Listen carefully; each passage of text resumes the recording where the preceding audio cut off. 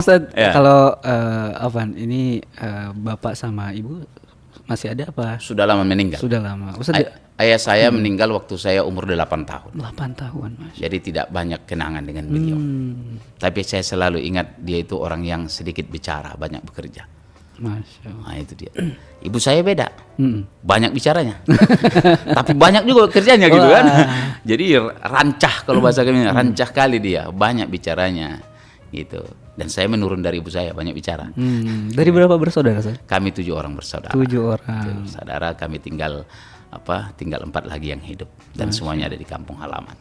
Oh. Tadi barusan sebelum kesini saya telepon kakak yang paling tua, 60 tahun umurnya, sudah sakit dia kan. Saya bilang, "Kak, menjelang lebaran begini kakak telepon, pasti ada maunya." "Ah, kau tahu aja," katanya. "Enggak, dari kemarin-kemarin kakak tak pernah telepon. Ini begitu mau lebaran, kakak telepon, pakai video call pula sama punya anaknya. Punya anakkunya ini deh, aku kangen sama kau." Masya Allah. Aku rasa-rasa, tapi ku tengok kau makin muda sekarang. Ini kakak ada pasti mau ini. Alah, kau tahu aja katanya. "Iyalah kak, kirimlah nomor rekeningnya." Bilang pun, wah ketawa lah orang di sana kan. Tak banyak yang bisa kita kirim. Tapi dengan ungkapan macam itu pun ku tengok air matanya mulai berlinang. "Iyalah deh. Pokoknya melihat kau begini bersyukur kami, tambahlah rezekimu ya, panjang umurmu dan segala macam doanya." Amin.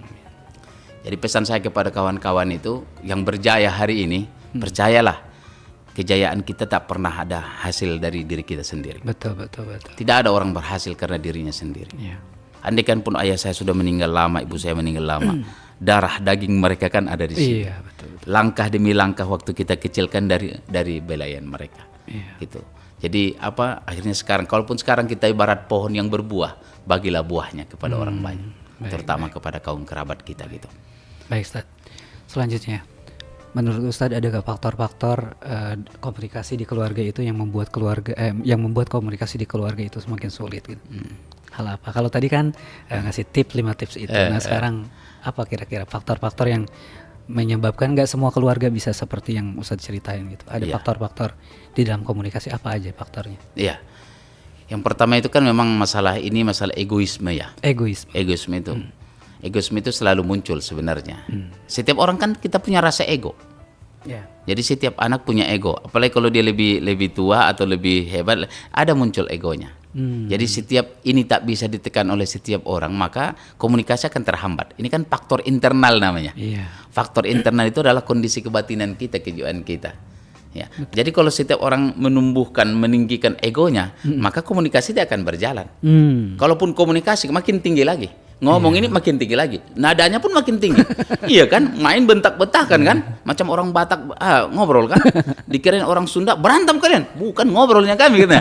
Tapi itu tinggi-tinggi begitu kan, gitu. Jadi egoisme itu harus sama-sama ditekan. Jadi kalau tidak kita masuk pada frekuensi yang sama, maka komunikasi tidak akan jalan. Jadi kalau komunikasinya frekuensinya FM ya FM lah, kalau AM AM lah. Kalau beda frekuensi kan krek-krek gitu kan, nggak nyambung kita. Itu yang paling utama adalah egoisme itu. Ya, yang keduanya setelah egoisme ini apalagi merasa memang bahwa pencapaiannya lebih dari orang lain. Gitu. Dia merasa lebih tinggi di situ kan. Artinya apa? Aku lebih berhasil. Jadi kaulah yang datang duluan. Aku kan, atau dia merasa bahwa dia yang paling tua. Nah, penyakitnya orang yang lebih tua ini kan merasa selalu pantasnya dihormati. Selalu didatangi kan? Harus didatangi. Harus didatangin. Dia juga nggak datang. Orang saya yang paling tua. Aku yang paling tua. Kalian yang datang ke rumahku. Pantasnya begitu. Adat kita dari dulu begitu katanya kan. Jadi kalau tak datang yang lain, sombong kalian sekarang. Kudu akan kualat kalian nanti. Padahal mungkin juga adik-adiknya juga punya kesusahan atau kesulitan. Iya, betul. Nah, jadi saran saya kepada abang-abang yang lebih tua, sesekali datanglah duluan kan. Gantian lah ya. Gantian lah. Ibaratnya itu kan tahun ini kita ke sana ke rumah abang, tahun depan bang ke rumah kami dulu. Iya. Allah kalian kan kalian yang datang. Enggak juga. Saling itu tadi, saling itu sangat penting. Jadi kalau tidak ada merasa bahwa kita yang lebih hebat dari dia, maka akan terjadi kendala komunikasi. Itu penting. Dan yang ketiga paling utamanya terutama dalam keluarga orang tua ini memang salah keterbukaan. Saya banyak dinasihati anak saya yang perempuan. Keterbukaan gitu ya. Saya banyak juga melakukan kesalahan komunikasi dalam keluarga, padahal anak saya kan perempuan, bertiganya kami kadang kan, adiknya jauh di Mesir. Tapi saya banyak dinasihati, kata beliau, Ya kalau ayah ada masalah dengan saya, ngomong dong. Jangan Kalau- diam-diaman. Jangan diam. Saya kira ayah oke aja. Ternyata ayah lagi marah ya katanya.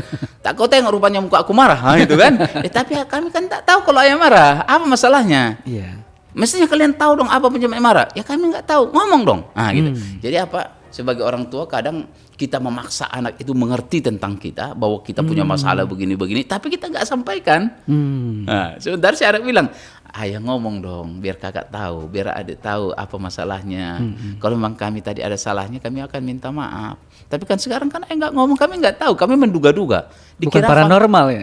Bisa benar. Dikirain fine-fine aja kata dia. Fine aja. Jadi setelah itu saya juga mulai banyak belajar. Oh ternyata memang dalam komunikasi itu keterbukaan. Dan keterbukaan itu akan dilanjutkan dengan saling kepercayaan. Percaya nggak kau sama dia, atau dia percaya nggak sama kita sebagai teman bicaranya. Iya. Kalau dia masih curiga atau kita curiga, jangan-jangan ntar kita ngomong nih direkam pula sama dia, dimasukkannya pula ke medsos jadi viral, atau jangan-jangan pula ada yang kamera tersembunyi, matilah kita nanti nih. Kan artinya berarti ada kecurigaan di situ kan, tidak ada kepercayaan. Kalau selama masih ada curigation namanya bahasanya. Curigation. Kalau masih curiga aku sama kau, berarti kau tak percaya sama aku, tak percaya sama kau, maka tidak akan ada komunikasi. Ya betul. Gitu. Maka yang utama lagi adalah saling percaya. Udah deh, jangan ngomong, dia suka cerita ke yang lain. Itu berarti kan kita nggak percaya. Dan kalau terbukti memang dia pernah melakukan kesalahan macam itu membuat kita juga tidak leluasa kan.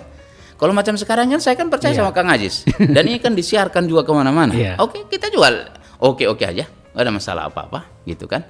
Tapi kalau ini dimanipulasi, diedit segala macam, diambil, dipotong terus disebarkan, apalagi maka nggak bisa ngomong bicara gitu macam ini kan. Takut pula nanti ini gitu. Jadi percaya, saling percaya. Maka orang tua harus menjadi teman yang dipercaya oleh anak-anaknya. Nah itu juga pembelajarannya. Pembelajarannya gitu kan. Jadi kalau anak tertutup tak mau bicara dengan orang tuanya sama ibu ayahnya, itu pertanda apa? Dia ragu. Dia ragu apakah apa yang disampaikannya diterima atau tidak, atau justru nanti kalau dia cerita malah bumerang. Daripada aku cerita ngomong dibantai pula nanti gitu. Betul. Dilibas. Jadi nggak keluar apa yang diomongkan. Dan bahayanya adalah dia mencari teman yang lain di luar rumah yang bisa dia percaya. Karena dia gak nyaman ada di Gak rumah. nyaman di sini, tidak bisa menyampaikan, tidak terungkapkan apa perasaannya. Dicarilah teman yang memang betul-betul menampung. Bukan hanya menampung, mendekap, mengelus segala macam, dan sebahagian penyimpangan atau kerusakan apapun namanya, kekerasan seksual atau fisik, mulainya dari situ. Begitu anak tidak merasa nyaman lagi di rumahnya, tidak diterima lagi, tidak diakomodir lagi, dia akan mencari teman bicara di luar. Kalau yang di sana orang yang tepat kan. Betul. Kalau tak tepat, wah bahaya. Disitulah dia akan dihancurkan. Dan itu pertanda kita belum berhasil menjadi orang tua. Masya Allah. Itu Kang Ajis. Baik. Nah selanjutnya gini Ustaz. Oke. Tadi mana pertanyaan berikutnya? Oke. Kan nggak semua orang bisa lancar berkomunikasi Ustaz.